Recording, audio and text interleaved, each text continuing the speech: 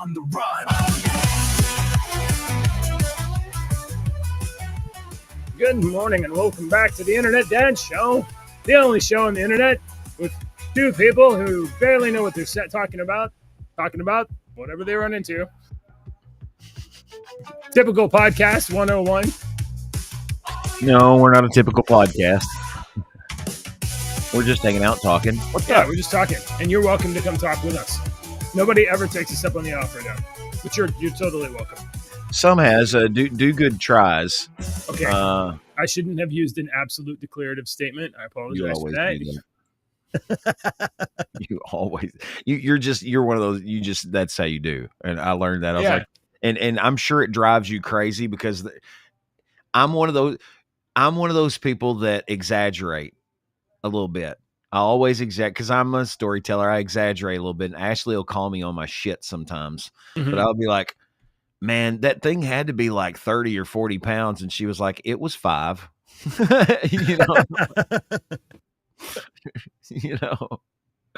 but it drives me crazy. My oldest daughter is one of those where I'm like, man, it's as hot as the sun out there today. And she'll be like, no, it's only, the sun is, if you are off by 1 degree, she'll let you know. No, actually, no. So this not for nothing. When I was in grad school, we were studying statistics and methodology.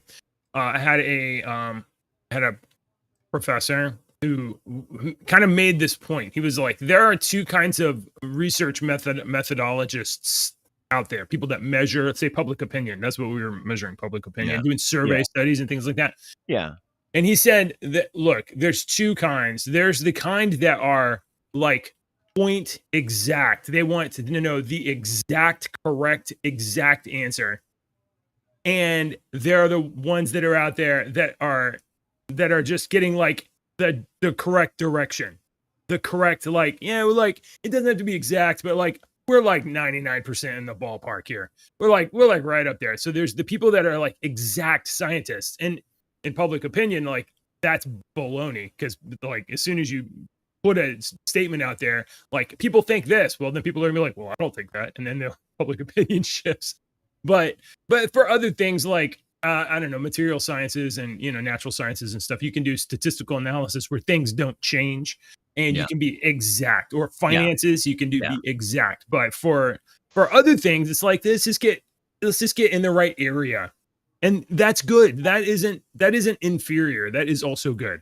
I agree. It's time to change the calendar, boys and girls. Which superhero will it be next month? It's Batman. It's still Batman. It's still Batman. It's a full year. It's a Batman calendar. Actually, I think it's 15 Dave, months. You know Batman. what? Yes, sir. Or nothing. Have you seen the absolute Batman series that's been running for like 6 months now with Gorilla Batman? And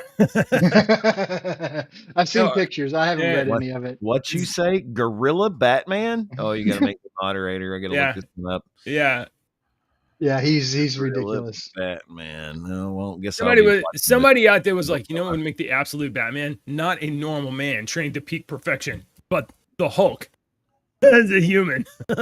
Oh, it's not a gorilla Batman. It's a gorilla Batman. I started saying I'm finding Gorilla Grodd, but I'm not finding a gorilla Batman. So what's this Batman called again? Absolute Batman. I really don't know what DC's doing, but they have a whole line of absolute books, and I kind of think that it's supposed to be in the vein of kind of like an ultimate kind of version. Go ahead, let me share my. He has a different background too. I don't think he's a billionaire. Are you serious? I have no idea. Yeah. Oh, and he's got Thor's hammer. That's rad. And spikes. Okay. So you people will complain about Rob Liefeld because his feet and his arms and his chest and stuff don't all go to proportions. And tell me what's the first thing you see here besides the Beetlejuice looking sitting in the waiting room head that Batman's got? The quilt. He doesn't have a bat symbol. A quilt across his front because, Paducah, Kentucky is Kevlar City, USA. And it could be in the shape of a bat. Yeah. And then, he's got an axe hammer that if you start to look at it, there's really no 3 dimensional depth to it. So your eyes kind of, is it flat? Is it? I don't know Yeah. what he's supposed to done, but be his rounded? forearms are bigger than his biceps. Yeah. So he does a lot of these things. He does a lot of like. Okay, so here's another one. This one is a okay, let me see if I can zoom in. Apparently, the series is fun, Yeah, but I just Oh, sorry. you're just not there. You're not into buying. Button. If anything, into are you at the point where you get graphic novels? Do you even buy trade paperbacks anymore? So this I just got yesterday. What's the story on this one? This is that? DC Comics visual history. So you've got the Bronze Age, the Silver Age, Gold Age, and the Modern Age. I read those right. A lady from here in town gave that to me yesterday. Oh, cool. Yeah, so it's just all the classic stuff. I'm mostly just following Ultimate Spider-Man, and I got a couple books that I'm chasing, but I haven't honestly bought Batman in years and years and years. The last time I bought Batman was probably about 4 years ago. I bought. Did you get the White Knight? No, I bought the War of Jokes and Riddles series. My wife got it for me or my kids got it for me for Father's Day. My wife got it for me. I think it was 9 comics. Basically, Joker and Riddler were fighting against each other, and it was great. It was a fun series. Even had, War if of I remember, Jokes and Riddles. I think it even had Kite Man in it. About a month ago, I played the Arkham Knight game. The Arkham Knight game I have it on. Is that the one with the car? They all have a car, don't they? No, they don't. Did they not? No. Oh, yeah, it definitely has a car. Oh, okay. The one before that, was it Arkham City? There was Arkham Asylum, and then the one after Arkham Asylum was, I can't remember which one it was. That one was my favorite. When they brought that game, the one in with the car for the first time. Yeah.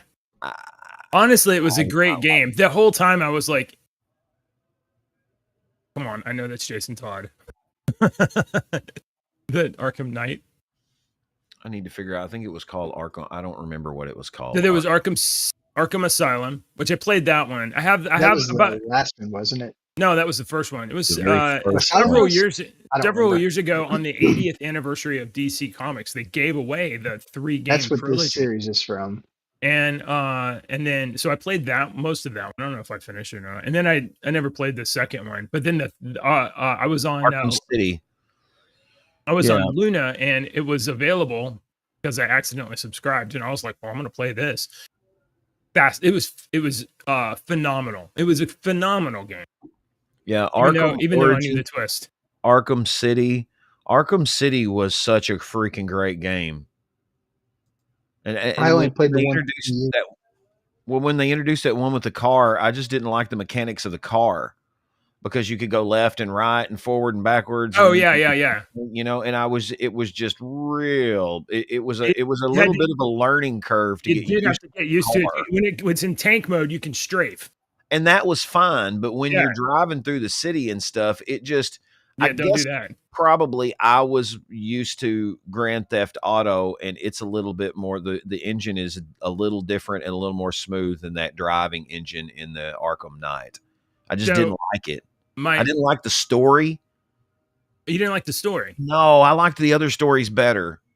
So it starts with the premise that the Joker died and was cremated, I think, after the first game. Okay. And I thought that was cool. That was a really awesome mechanic at the very beginning. I don't know if you know about computer or whatnot, but on PlayStation, you just sit there and the Joker's body rolls into the crematorium. The crematorium, right?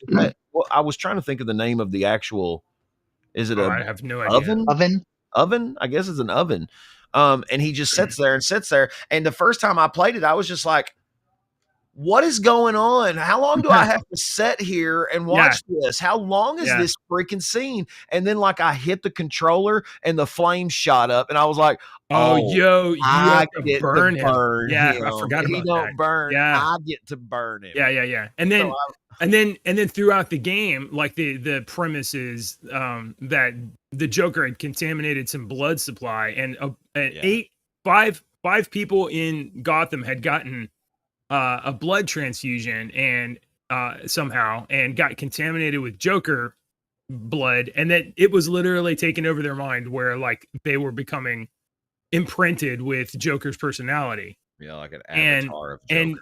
And then you got to find the fifth one, and for some reason, Bruce Wayne had mainlined some Joker blood. I don't know what was going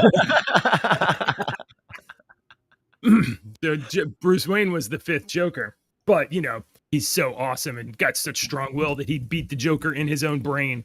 Absolutely, he did. And then he got beat by Brainiac. Brainiac? No, Brainiac's not in that. Brainiac's not in the Arkham games. Which game was it? I don't know. Yeah. No, what initially turned me off about that Arkham Knight was right at the very beginning.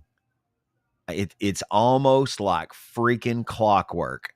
It's like DC says, hey DC, we want to make a Batman video game. And DC says, okay, here's the rules. Your first mission has to be the Scarecrow poisoning the city.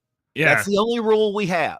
We saw that movie. Every Batman video game starts off with the Scarecrow poisoning the city. That's what it starts with. You're like, good God, let's do something different. Let me guess what the Riddler's going to do. Yeah. You know, let me say that was the most difficult part of the game, was chasing down all of the Riddler. Yeah. Like there were like 600 or something like that. Doing the freaking little things that he makes you do in there, it pissed me. I was like, forget this. But that was a great game. It was a side game. I absolutely loved the Mark Hamill as the Joker, even though I don't really like Mark Hamill very much. But I mean, his rendition of the Joker is his creation of that voice is. I will give, as a voice actor person, I will give him props. Yeah, absolutely. Creating credit where credit's due. That persona of the Joker. But look, we've said this on here before. There's 100 people that can do it, and you give me the right conditions, and I could do that Joker voice that he does. I'd have to listen to it a bunch, because when I try to do Joker now, I go into Mojo. Mojo. All right, I found the Linkin Park song that was in my head when I woke up, and I didn't realize it till I was listening to the real one. I thought that was Cranberries. You have to let it linger. All right. So I'm gonna show you this, but I have to start it before, because for some reason there's a bunch of women in bikinis on Instagram. I don't know. Wait till I tell y'all who I'm going to see on Sunday, but go ahead. All right, here. Well, that was wrong. Okay, that was not the right button. Here's the right button. Here we go. Have a listen. I sing with your I've seen this, yeah. Tell me what you want me to be. Feelings so faithless, lost under the surface. I don't know what you expect. Under the pressure, walking in your shoes. He was doing those bass notes.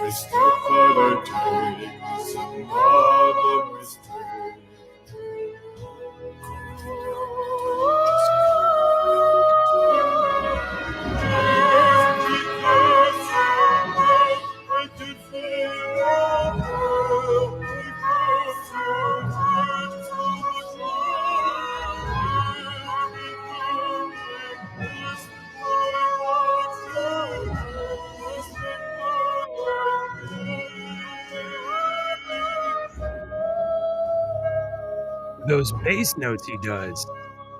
Contra bass notes.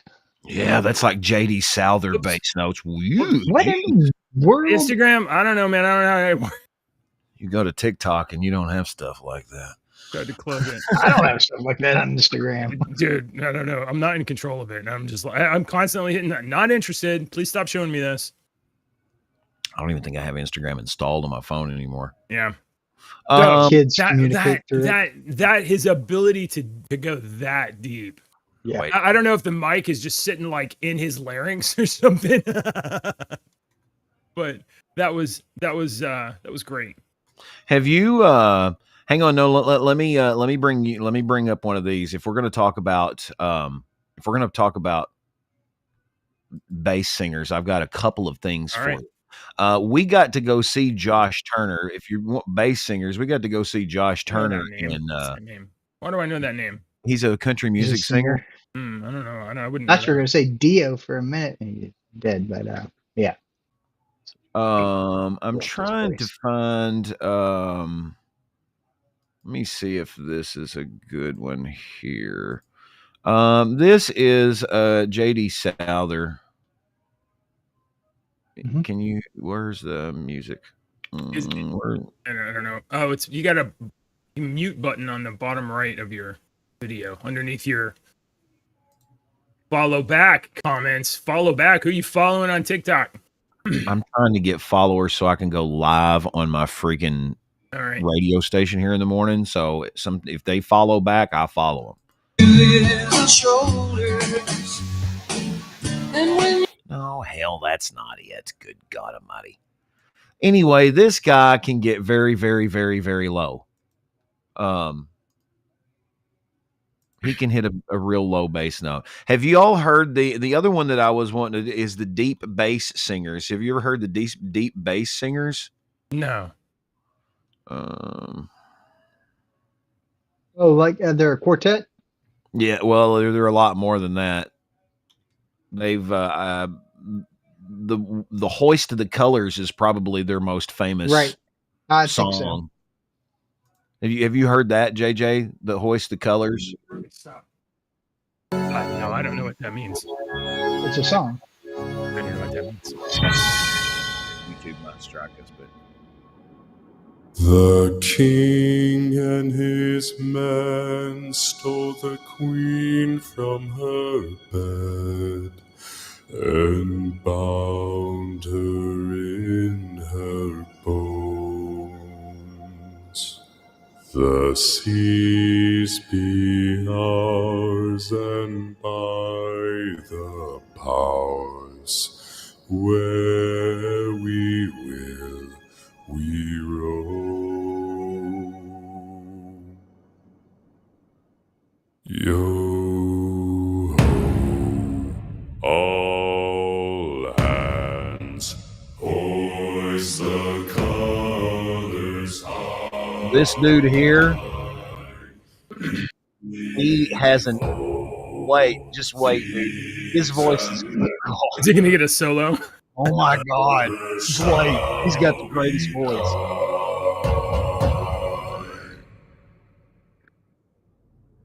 Now some have died and some are alive, and others sail on the sea. With their keys to the cage and the devil to pay, we lay to fiddler's grave. That's pretty good. No, all hands, hoist the colors high. Heave ho, thieves and beggars, never shall we die. Here he is. All together. Keep it forward. The bell has been raised from its watery grave. Do you hear its sepulchral tone? That's We call to all, pay heed the squall, and turn yourself toward home. You know, Kevin Kevin Gravois, Kevin Gravois, Underworld.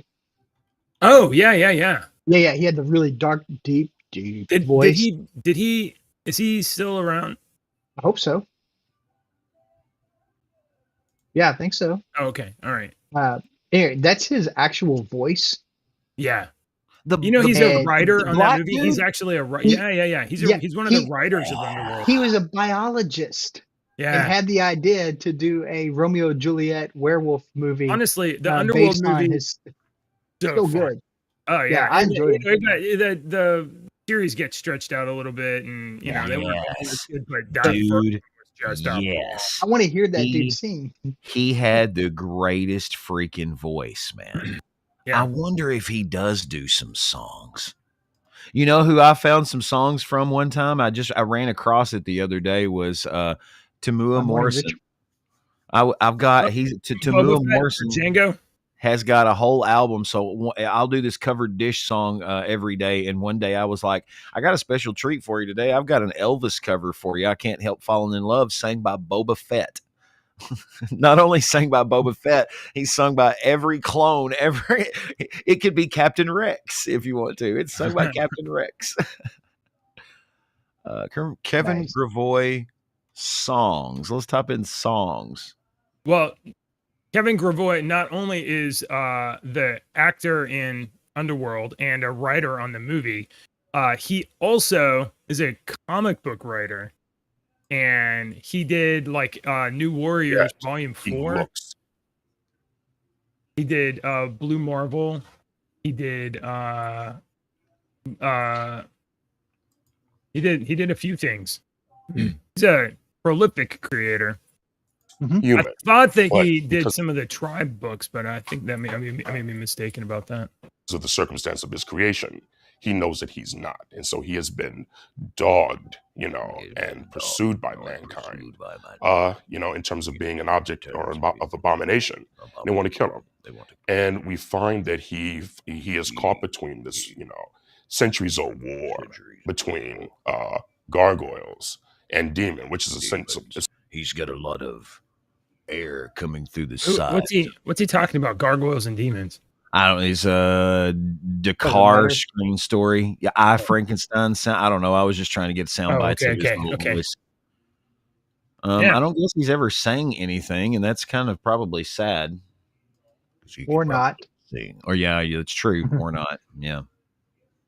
Just because they've got a low voice doesn't mean that they can. I can hit some low notes, but only I sound good on like 4 songs out of billions and billions ever written. When I start getting Four that low, I I sound good lose on. all breath support, and I can't keep the volume where it needs to be. I can't keep the volume. Yes. Mhm.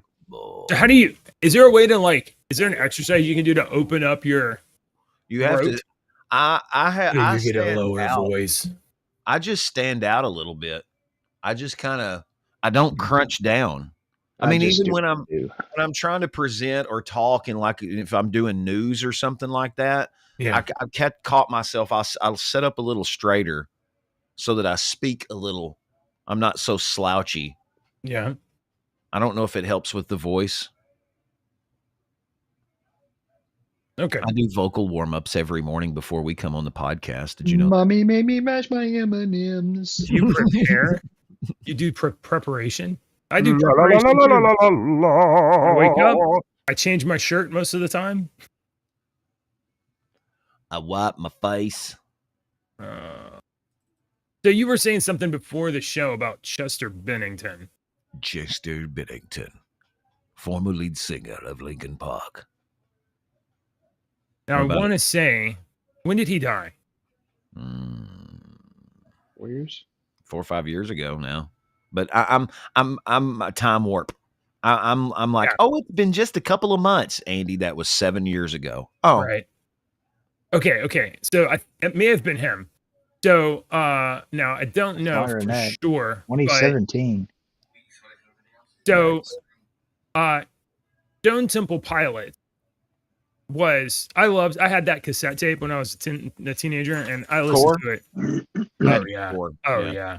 I The listened to this. Core was one of those albums when we start talking about greatest albums of all time. I'm like, look, dude, I have literally bought the album Core and Yeah. 10 by Pearl Jam at least 5 times in my lifetime. I have went and bought that album. I'm like, oh, I need this again. I need Fantastic. this again. Fantastic album. I love that. Clapton Unplugged and Dookie. Those are the two albums that I And I bought. was never a big Green Day fan.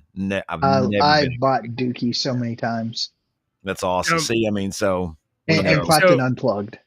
So I loved Stone Temple Pilots Core especially, and I listened to it many times. Maybe I even had it on CD. I don't remember. This one. Now in 2013, apparently Stone Temple Pilots parted ways with Scott Weiland. I think he died eventually. I don't know, but Scott Weiland always had a history of he did and such. He was a big heroin abuser. Yeah.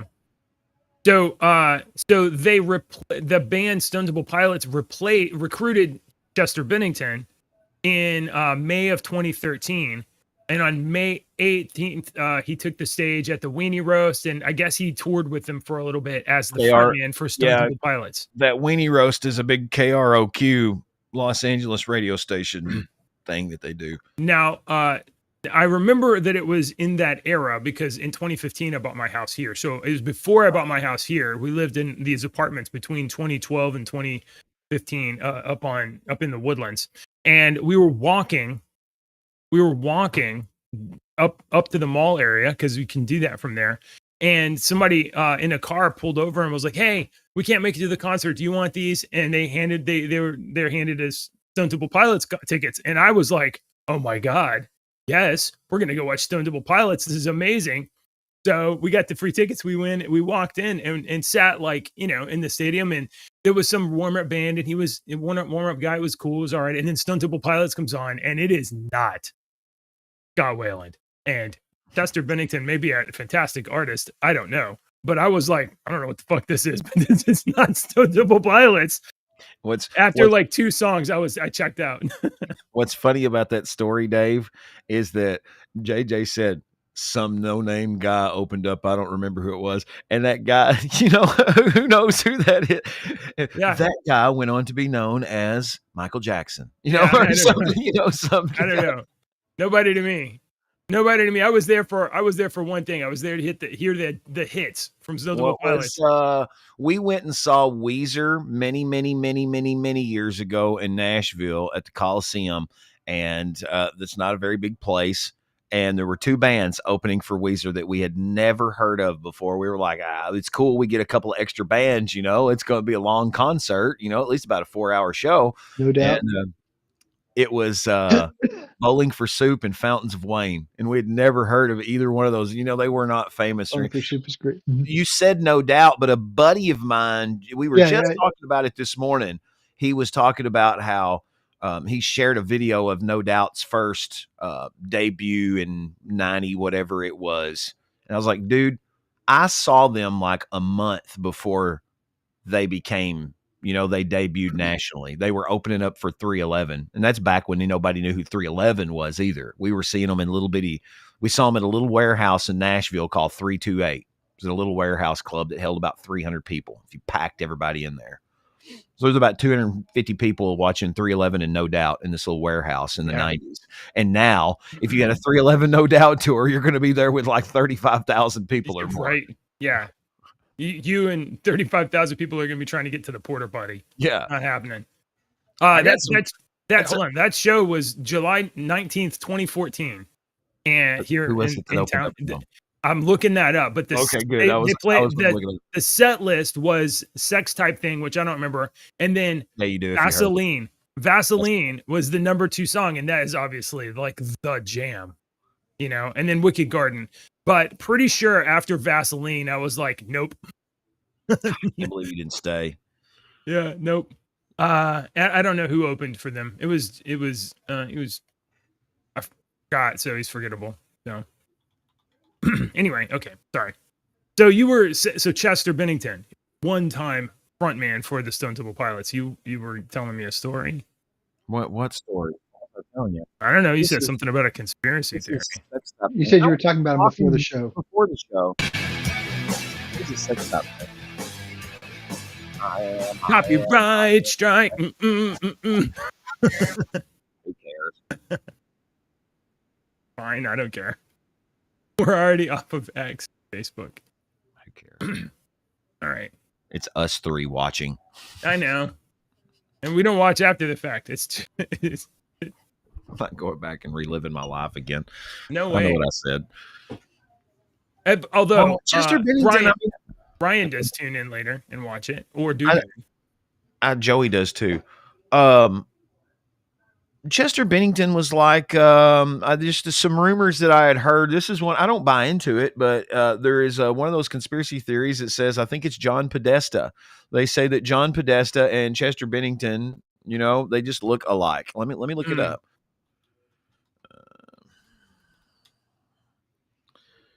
There's only so many kind of expressions of the human face in terms of like how it can be shaped, and some of them are pretty unfortunate, but it's not surprising that some people look similar. Yeah, I mean, the people look similar. There's only a friggin' certain number of faces, right? For instance, I'm over here looking on my computer, and this lady got this face, so she kind of looks like. I mean, there's. Let me see if I can find the pictures and stuff. I didn't believe it, and then even Reuters fact checker says that it's not true. Yeah, so, of course. But I'm going to show you a picture here. Let me bring up the big picture of Chester Bennington. And did they change that? You goober smooches. They changed the picture. Hang on, let me go back. You'll have to look here to the side of picture of Chester Bennington and John Podesta. And this is why it started. Is because they look pretty identical. Yeah, I can see some similarities. What's the triangle thing below them? Linkin Park. But do you know what this symbol is, JJ? No, I don't know what that is. What is that? You don't? No, I don't know what that is. That's a bad symbol for children to let this is a symbol to let other bad people know about children. Isn't it, Dave? I have no clue what that is. That's what I said. What is that? Yeah, I don't know what that is. I think that's a bad children symbol. Yeah. I don't know about that. I'm not going to look it up, but I think that's what that means. Hey guys, I got some bad news. Bad news. Uh-oh. Yep. There's a joke coming, Dave. Not a joke. It's so serious. It's so serious. That underlined what I said. Stop. Okay. I just saw this morning, and we need to make sure that Kamala Harris says the system is broken, and when she criticizes Trump, and she went on the Colbert Show, she's stepping away from politics. Kamala Harris. So is Colbert. Yikes! Is it too soon? Was that too soon? I'm sorry. I'm sorry. You tossed it up. The great Democratic hope, selected by millions of nobody in 2024, is hanging up her political hat, at least temporarily. Amid, would you say she's capitulating? I wouldn't. Isn't that what the word means? I don't know. I think that would have some. I think that involves some sort of sense of like, oh, you were right, I'm wrong. Isn't she writing a book or a podcast or some crap? Is this why? And this is why they're pushing this. Oh, is she doing a book? Books are how about her NGOs funnel money to people. Term in modern history or whatever. She's very proud of it. I heard on the news this morning. I'm like, you got to be. Yeah, hold on. Ahead of its September release, Harris promoted her memoir 107 Days on Colbert's Day. So, yeah. So politicians writing books that nobody wants to read are how NGOs give money to people. I think it's hilarious that one of the only shows that she could probably get booked to is a show that's been said that we're canceling it here next month. 100% this is a money fraud scheme, including her going on the Colbert Show. All right. I just thought that was worth noting. I still like Colbert. I don't Yeah. care. I don't. I don't. That's fine. The only thing that I That's like fine. about him is that he's a Lord of the Rings fan, but he's that Lord of the Rings fan to me that it's like, all right, dude, shut up. I like it, but I don't need to know what type of dirt was in Rohan. You know, how the grass, you know, what type of fescue they had growing in the fields. I don't need to know that crap. And He he's that definitely type knows of that. guy. Yeah. He's that type of nerd. Is it There's really? D&D nerds like that. Yeah. Mm-hmm. There's Star Wars nerds that are like that. Well, actually, All the Wookiee species did not Yeah, have any. You're like, I shut up. like Colbert. I'm not a huge fan of Kimmel at all. No, I don't like I Colbert just- because he treats everybody. He treated all of us conservative people like we were brain Yeah, dead. look, idiots. he's part of the cult. It's fine. You can't expect a cultist to not be culty. It's okay. I have another story that I think I can independently confirm. Human beings may have the gene needed to hibernate, offering a potential cure for obesity and diabetes. Guys, I could tell you I have the gene to hibernate because I could do it right now. my daughter slept yesterday until I went in and kicked her and said, "Hey, wake up." So I think some humans do indeed have the hibernation gene. Humans have the genetic elements that allow hibernation-like metabolic changes, offering potential treatments for obesity, diabetes, and age-related diseases. Researchers found genetic regions in hibernating mammals that control metabolism, brain health, and stress resilience are also present in human DNA. Did they just inadvertently confirm another conspiracy theory about diabetes with that? Because there is one of those diabetic theories that a lot of these diabetics are like, hey, dude, fasting will cure diabetes, certain types of diabetes, if you do this fasting and whatnot. Fasting is a very powerful treatment for certain kinds of things, for Well, sure. it's biblical, so it has to mean something. Hey, Dave, did you ever look up what clothes we're allowed to wear? Linen? Actually, yeah, I did look this up. I'm going to pull it up here. Only it's Los Leviticus Angeles 19:19. Angels baseball attire. So Leviticus 19:19. Sweet, I actually pulled that out of nowhere. Keep my decrees. Do not make different kinds of animals. Do not plant your field with two kinds of seeds. Do not wear clothing woven of two kinds of materials. I knew that one. Yep. I There you meant go. the other one. Whatever sheets The they other were, linen or satin or whatever. I couldn't find anything about satin anywhere. It might have been linen. But yeah, there's definitely the understanding that you don't mix fabrics. Just a few verses later, it also tells you not to. This is important for context here. Do not cut your bodies for the dead or put tattoo marks on yourself. That connects to that connects to the dead. Don't tattoo yourself over the dead. Right. Yeah, I remember that. I've always had that in my mind. Also, don't cut the hair at the sides of your head or clip off the edges of your beard. Oh, well. Yeah. Why? Yeah. What was the significance in that? It had to have been because I am the back Lord. Because I am the Lord. I think it's a visible representation of who you are. Oh, it was just a public pronouncement type thing. Yeah, Leviticus 19:19 says you shall not wear cloth from two different kinds of material, and then Deuteronomy 22:11 says you shall not wear cloth of wool and linen mixed together. And so I asked Grok if there is any scientific support for mixing textiles and human biology. Are you interested in this? Because I'm interested in this. I told you there was yesterday. Yeah, but scientific support, like, can you cite it? Can we no? Can we know? Is Grok scientific? Yeah. Go ahead. Yeah. Well, you can ask something else to collate Or information you could. and I did. I cross-reference. asked Deke.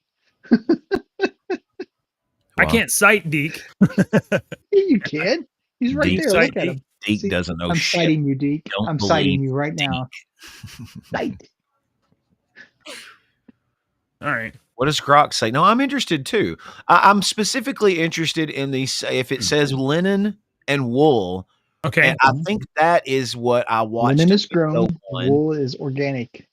So here's one. that it scientifically, molecule and electrical wise, it did not mash up, and that's what they were explaining in this video. So wool and linen have different physical properties. Wool is insulating and moisture wicking, and linen is breathable and absorbent. And if you mix them in a woven garment, it would lead to uneven shrinkage and reduced durability. So it wouldn't wear the same, and it would like kind of pull against itself. So that's one reason, but that doesn't seem super important. Maybe back in the day it was because they didn't have access. You didn't have 15 t-shirts. You had 2 or 1, Right. and if you Yeah.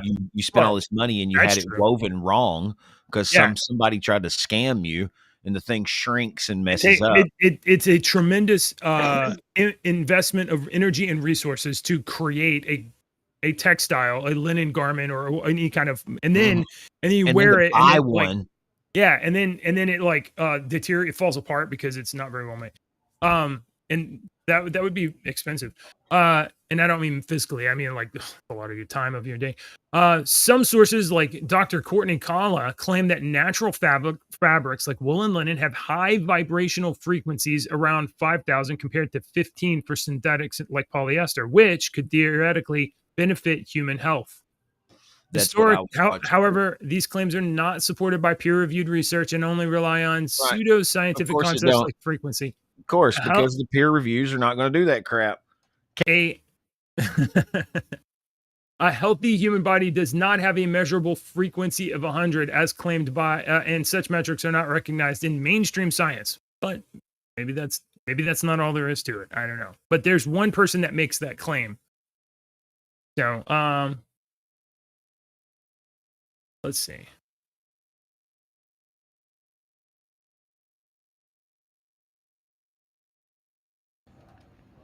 All right. I'm asking specifically about the frequency stuff. I don't trust AI. I don't trust Grok or any of the AI. I don't trust anybody.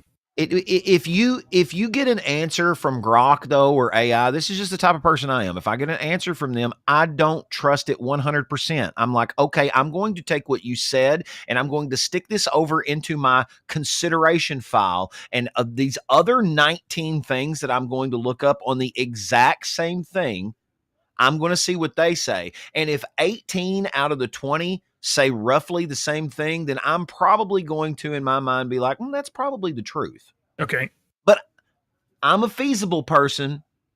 If it sounds feasible, I am not going to dismiss it as a possibility.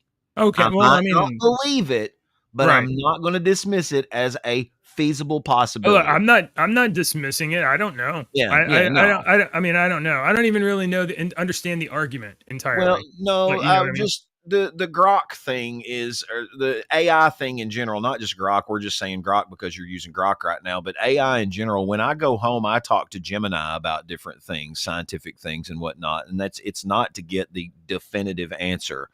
I don't think as a society we need to get to the point to where like, well, let's just ask AI because AI knows. No. Well, no. What you use AI for is to get a lot of information from a lot of different places and make it cite it.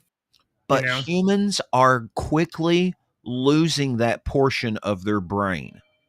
You don't think about JJ. What was the actor that played in Airplane that said the one specific line? You're not going to sit there and think about it. That's true. You are going to Google it. And that's losing brain power. I'm losing brain power no matter what. It's fading as I age. That's an unstoppable event. I'm just trying to make the most of what I have with what I've got. All right. Hey, we're getting to the end of the hour, guys. Time for jokes, I think. Unless you got something super interesting you want to talk about. No, give me a minute. I hadn't got a joke, and I've got to fix this over here. He's got to fix a thing.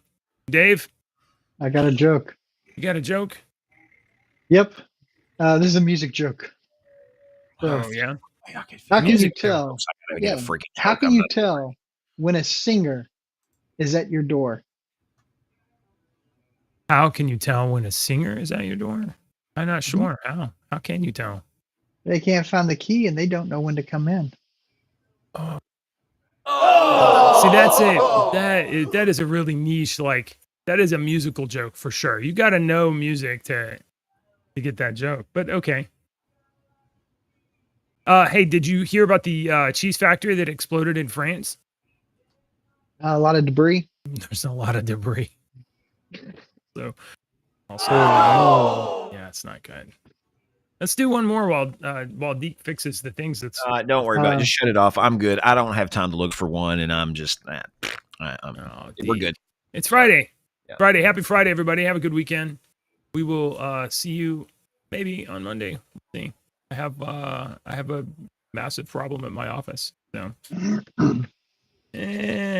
Let's go. Politicians and talking heads lying left and right. You can help us bring facts into the light. Don't let your daughter lose her next with me to a psychopath dude with